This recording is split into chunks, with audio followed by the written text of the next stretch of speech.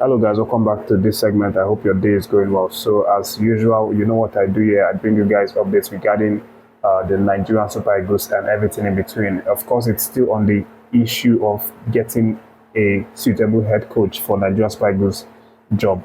And in the last couple of videos, I've obviously been talking about this whole process with NFF and how they've been chasing around various coaches trying to get one of them to sign to become the new head coach.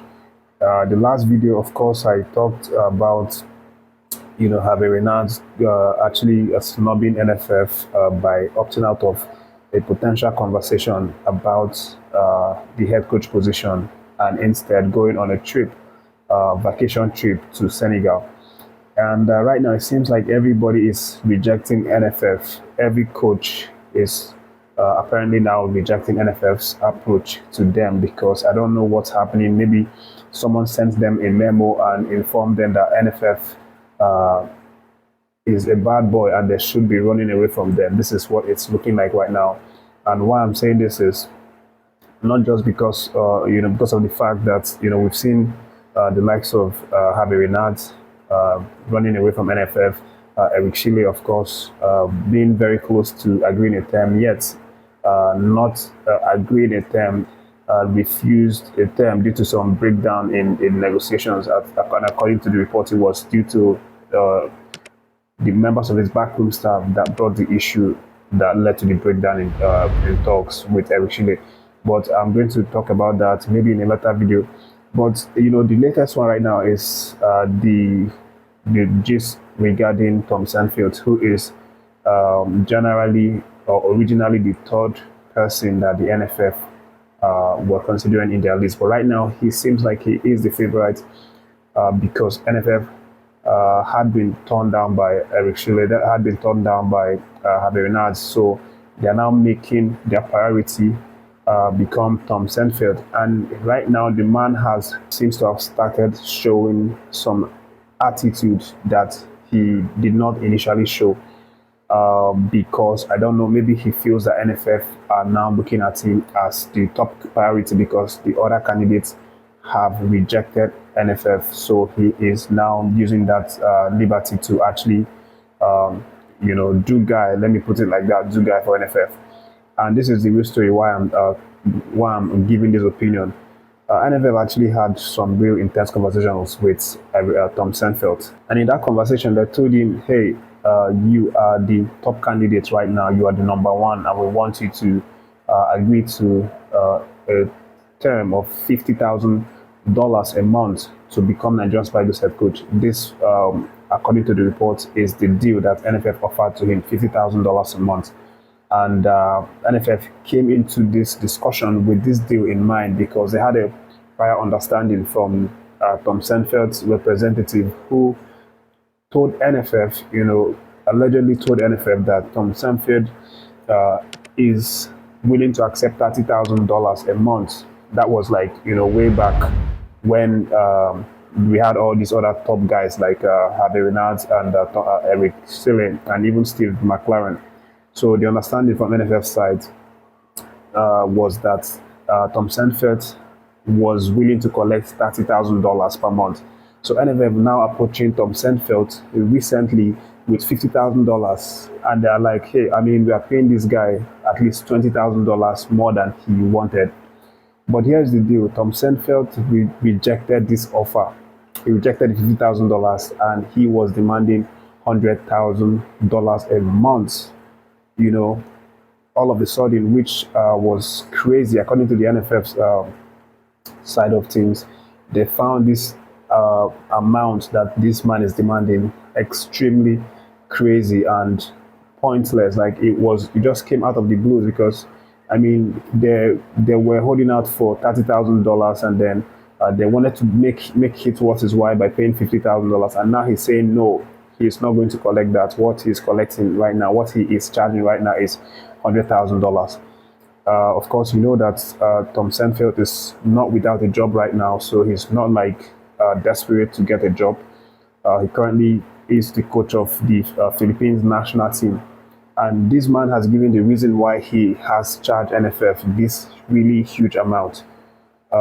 he says that he's going to need to settle, the Philippines national team, kind of like compensate them because his contract is still currently running with the team.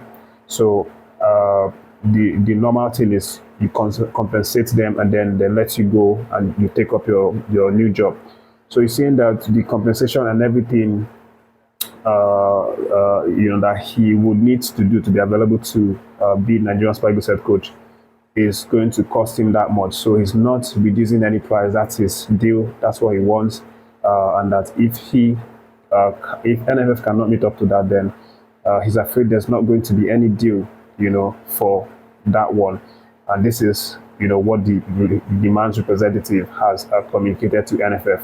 So right now, NFF are very angry at what's happening with their negotiation with Tom Saintfeit, and they have now given him an ultimatum, based on the report that if he's not going to collect the $50,000, then he stands the chance to lose the opportunity to become the head coach of our dear Nigerian Super Eagles.